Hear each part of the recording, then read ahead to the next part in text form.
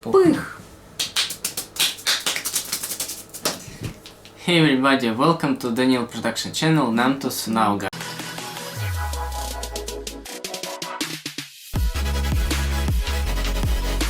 My name is Daniel, this is my mom Yana. As usually. And we reacting to geography now, Indonesia, in Russian, Indonesia. We didn't react to this channel, funny channel, long time. Yes. But you requested this Indonesia. Okay, we will do it.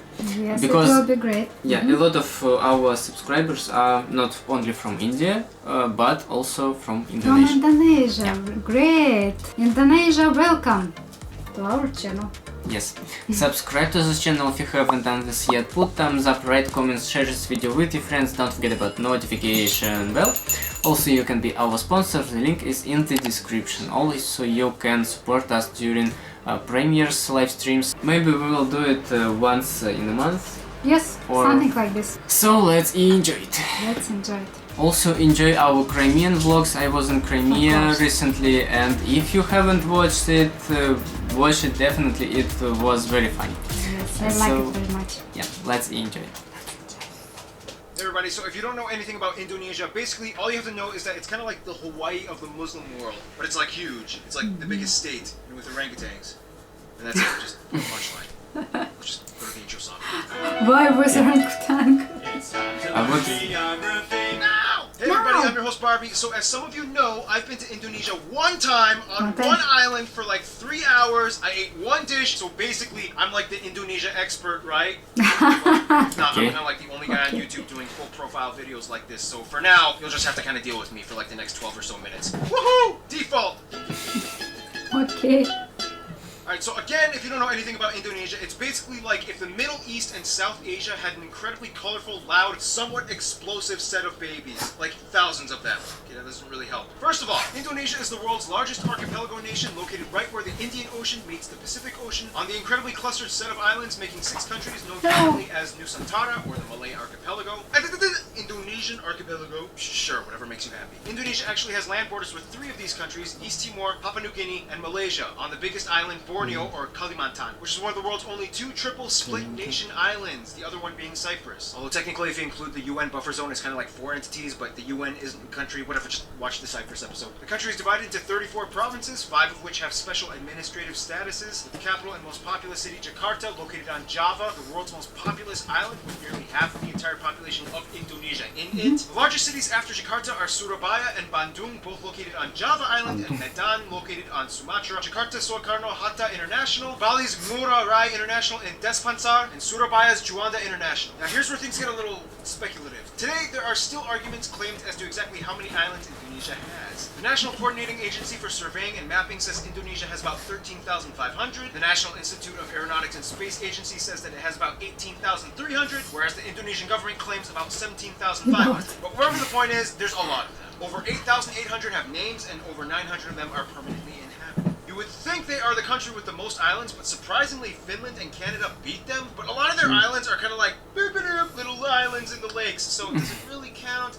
I guess. Now let's talk about the 5 special administrative provinces. They are Aceh, Yogyakarta, West Papua, and the capital Jakarta. Now, no surprise, the capital Jakarta acts as its own political entity. Lots of countries do that. But what about the others? First, Aceh. Aceh is kind of like the black sheep of Indonesia. It's the only province in which Sharia law is fully implemented. Also, they kind of have like a ton of oil, so yeah, they've kind of asserted a very independent ideology that sets them apart as autonomous from the rest of Indonesia. Then you have Yogyakarta, which is the only region that is still governed by a pre-colonial monarchy. The Sultan of Yogyakarta, who acts as a hereditary governor. Otherwise, we get the 2 Papuas, which collectively used to be the province called Irian Jaya, but then in 2003 they got split into 2. Basically, this is the place that has the least in common with the rest of Indonesia. It has a culture and background closer to their cousins across the border in Papua New Guinea. So then why is this part of Indonesia? Well, long story short, Indonesia was basically like, well, now that we have our full sovereignty, we get everything that the Dutch colonized. But the people of Papua were not too happy, so then Indonesia was like, alright, we'll give you a vote to stay or leave. However, we would strongly strongly implore you to make the right decision.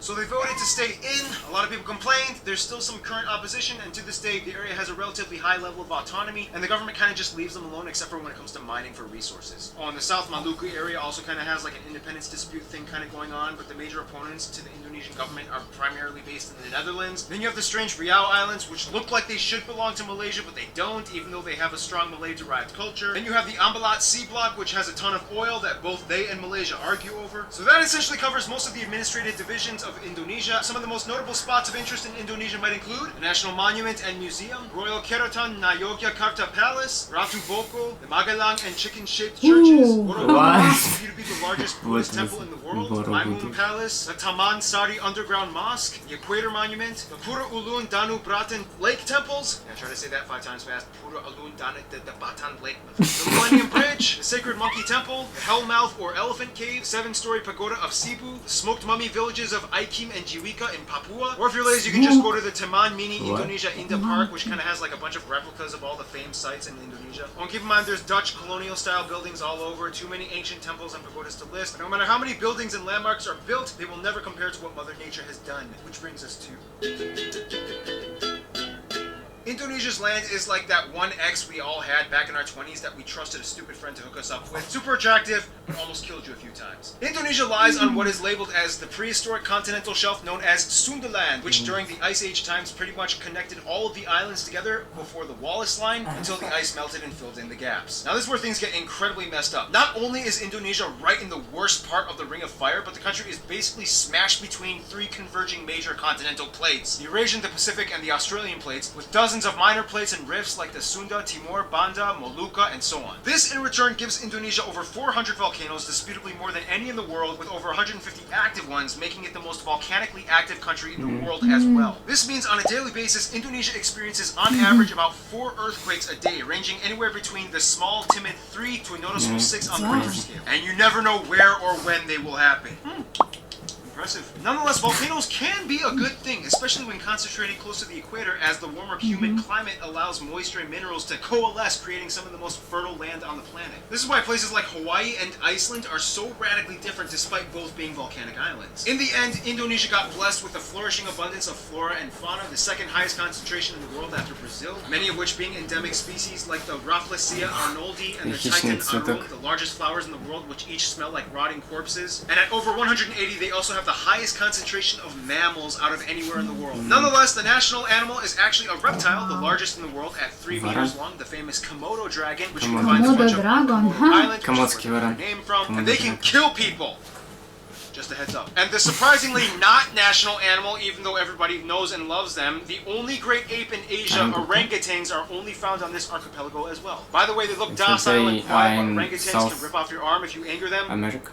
So don't. Otherwise, the largest mountain, Puncak Jaya, is located in the east in Papua. The longest river, the Kapuas, flows on Kalimantan, or Borneo Island, starting in the east, emptying into the South China Sea. The largest lake, as well as the largest volcanic lake in the world, Lake Toba, can be found on Sumatra. This is also the site of the largest speculated volcanic explosive eruption on Earth that essentially created a worldwide volcanic winter. The eruption was so big that you can literally observe ashes from the explosion that went as far as Malawi in East Africa. Remember guys, Mother Nature is beautiful, but if she wants, she can kill you. Close to Puncak Jaya is Grasberg, the largest gold and copper mine in the world. And on Mount Ijen on Java, which spews out blue lava, all over you can find intrepid sulfur miners that literally go into the base of the volcanic craters, risking health just to get raw sulfur ores. Otherwise, you have other anomalies like the Sidoarjo mud volcanoes, the 3-colored Lake Kelimutu in Flores, and the Kakaban Island Jellyfish Lake. Too many strange Jellyfish Lake. Indonesia is the #1 producer of palm oil, cloves, cinnamon, nutmeg, coconut, and vanilla. Some national dishes might include things like rendang, satay, or satay, gado-gado, lontong, ketupat, papeda, ikan bakar, pempek, tumpeng,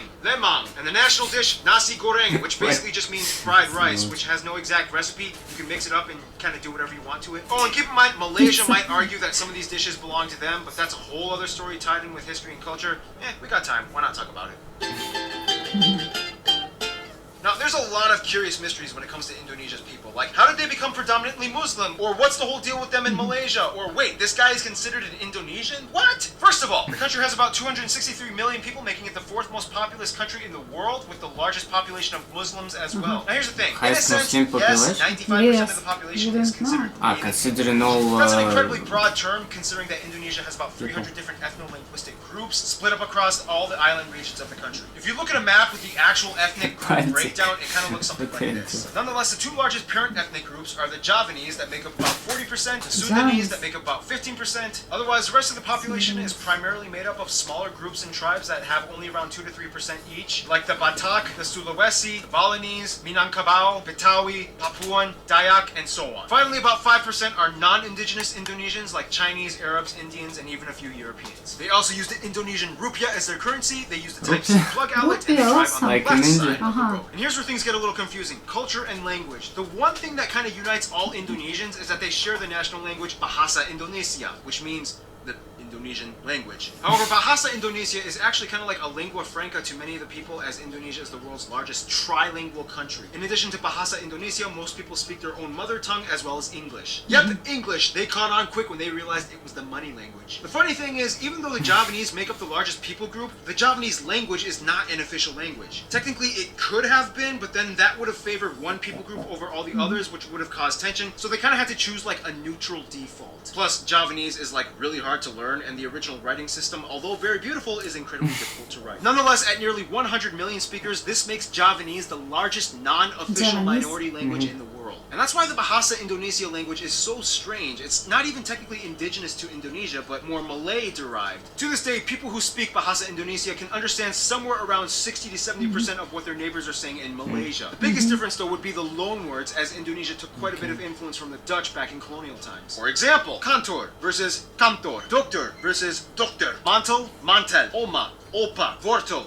wortel. Speaking of the Dutch, quick history lesson. Hindu kingdoms, Buddhist kingdoms, Islamic kingdoms. The Portuguese come in quickly, but then the Dutch flock in. Japan comes in for a couple of years and decimates a huge chunk of the population. Independence, Republic, the Suharto years. Controversial incidents and fights with ethnic Chinese, Timorese, and Papuan peoples. Suharto falls, Reformation period begins, and here we are today. In Indonesia, all citizens are required to register under one of 6 recognized religion categories: Islam, Protestant, Catholic, Hindu, Buddhist, and Confucianism. If you don't identify with either, then sorry. Prior to Islam entering around the 13th century, Indonesia was actually primarily Hindu and Buddhist. It's disputed on how exactly Indonesia became prevalently Muslim. Some people will say that it's because of the Arab traders that came by in the early first millennium. Others will say that maybe it had to do with the Malacca Sultanate conquest that fought against the Hindu and Buddhist kingdoms. And the truth is, both might be right. Inevitably, Bali became like the last sort of haven for whatever Hindus were left. The eastern Nusa Tenggara region and the Papuas remained predominantly Christian, as the Dutch and Portuguese shared the gospel. Islamic culture in Indonesia is a little different from what it looks like in the Middle East. For one, most mosques don't have the typical dome structure, and actually many of them resemble Hindu temples, like the Demak Great Mosque. When a family member dies, their relatives might often come together and pray for a whole week, and then again on the 40th day, and then on the year anniversary, and then on the 500th day, and so on. Also, the night before Eid al-Fitr, the youth might gather and go around neighborhoods reciting the takbir. Those are some things you don't really typically find in the Middle East. Clothing modesty customs are pretty loose. Not all Muslim women wear hijabs, however the ones that do might also complement it with Western clothing, like branded t-shirts with skin-tight sleeves and jeans. When I was in Indonesia, I saw a hijab-wearing woman with short sleeves and capri pants exposing her calves. I was like,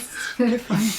now, in terms of culture, again, it depends on where you are, and many indigenous people still follow ancient traditions. Everything from the Minangkabau candle dance to the gamelan players of Yogyakarta, Wayang Javanese shadow puppetry, Balinese festivals, Sumatran pencaksilat martial art tournaments, Kenya motif paintings of the Kalimantan tribes, the deadly Pasola game played by Sumba peoples, Karbeng cow racing on Madura Island, the strange burial traditions of the Toraja people, and everywhere you can find those pointy longhouses. Otherwise, some notable people of Indonesian descent might include people like the first president Sukarno, Gada Maja, R.A. Kartini, B.J. Habibi, Iko Uwais, Yayan Ruhian, Sesep Arif Rahman, Agnes Monica, Iwan Faz, Anggun, Megawati Sukarno Putri, the Hartono brothers, and YouTubers Brian Emanuel and Raditya Dika. Now, it's so hard to cover Indonesia's culture because there's so many different people groups, each with their own cultures. It's insanely colorful and rich. I wish we could cover more, but we gotta move on to some diplomatics, shall we?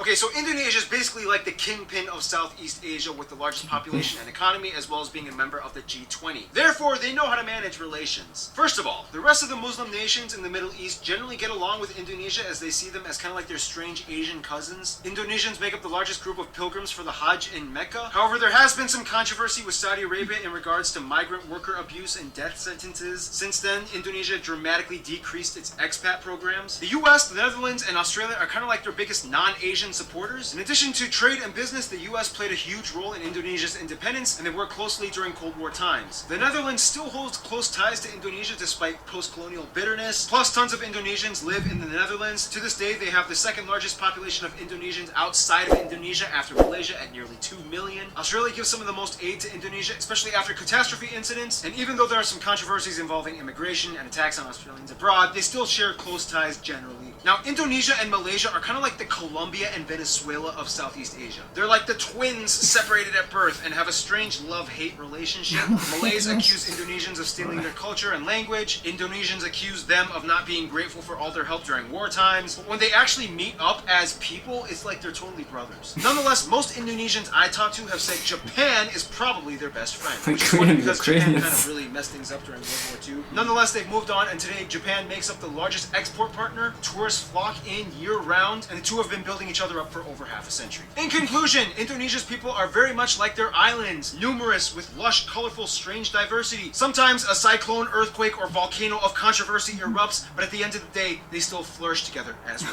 Stay tuned, Iran is coming up next. Thank you for watching. What do you think about Thank you for Indonesia recommending now? that. Us, it's very, very, I don't know.